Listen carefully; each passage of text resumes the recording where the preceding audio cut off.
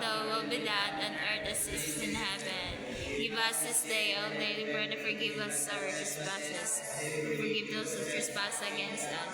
Do not bring us to the test, but deliver us from evil. Amen. Father, the Son, and the Holy Spirit. Amen.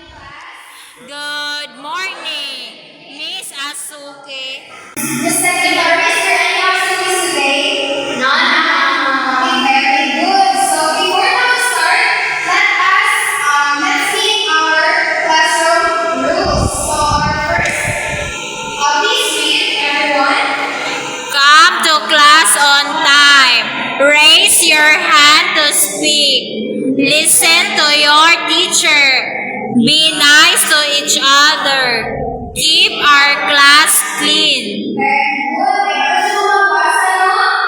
Yes. Everyone is very new, yeah? Let's have a short energizer. Can I have two students come here in front? And let's have a charades. Anyone wanna know what's a charades? Anyone?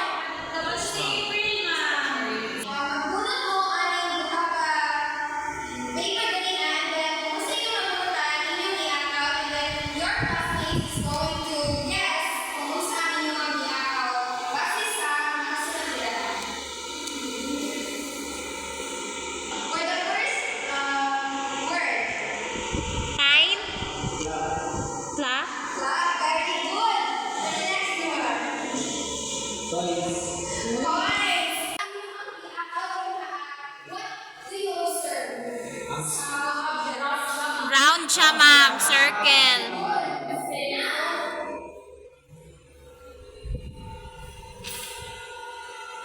Let me introduce to you our objectives. So please read them, everyone. At the end of the 16th minute, Identify the center and radius of a circle given its equation. solve for equations of a circle given its radius and center. Very good. Now, I have here an activity prepared for all of you, and all you have to do is to rearrange the following jumbled letters. So for the first jumbled letters, natin mga pipilian yung mga Answer. to answer the activity. So for the first word, we have No. basahan and then you can answer the yes, Miss Maynagwa. Standard form. Standard form. Let's see if your answer is correct. Very good. Number 2. The middle point. Center man. Center. Very good. Center. For number 3, Miss Lanaban. Radius. Radius. Very good. For number 4, Sir Janoy. Equation. Correct. For number 5, okay, Miss Basanes. Circle po. Circle. Very good. So, base sa atong activity na ginuhat, what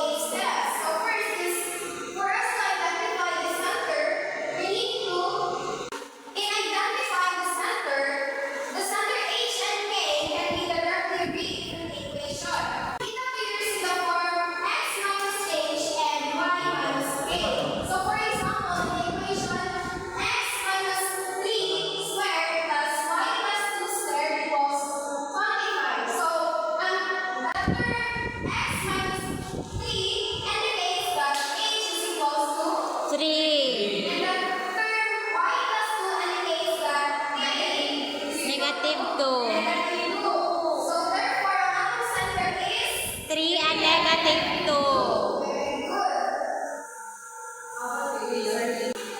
So, in determining the radius R is the square root of the constant on the right side of the equation. So, same sa equation na example na kanina. So, how you observe the constant number nila is mo na siya ato radius.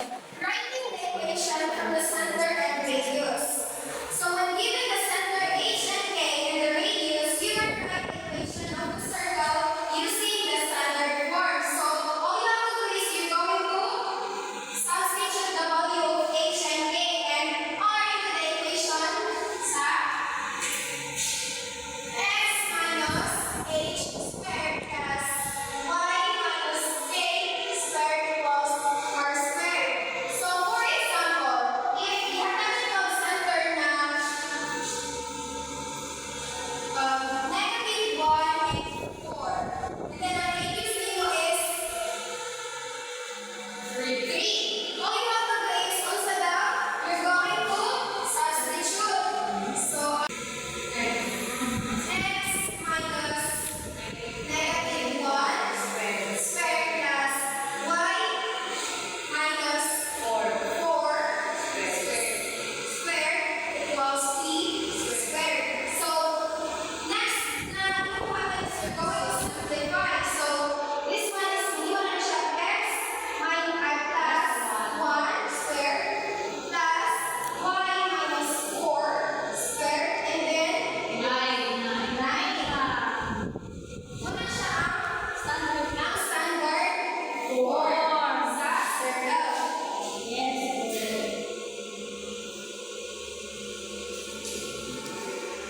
Another example, kung given ang equation, di ba?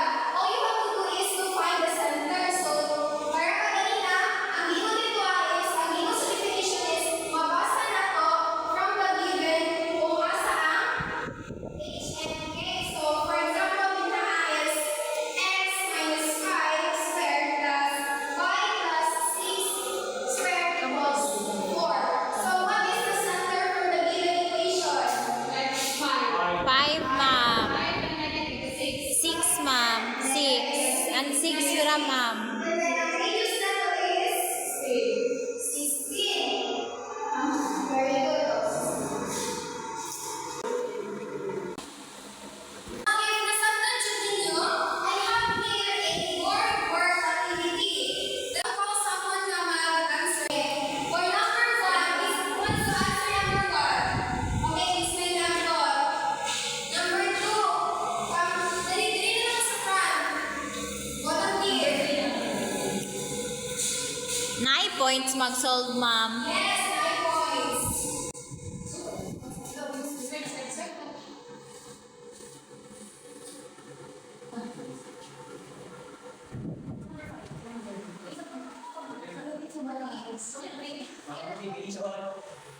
Sige, sa number, kasi gusto mo answer.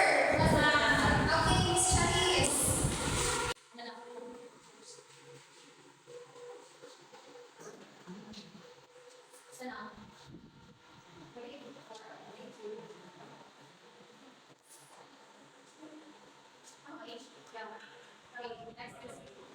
Why?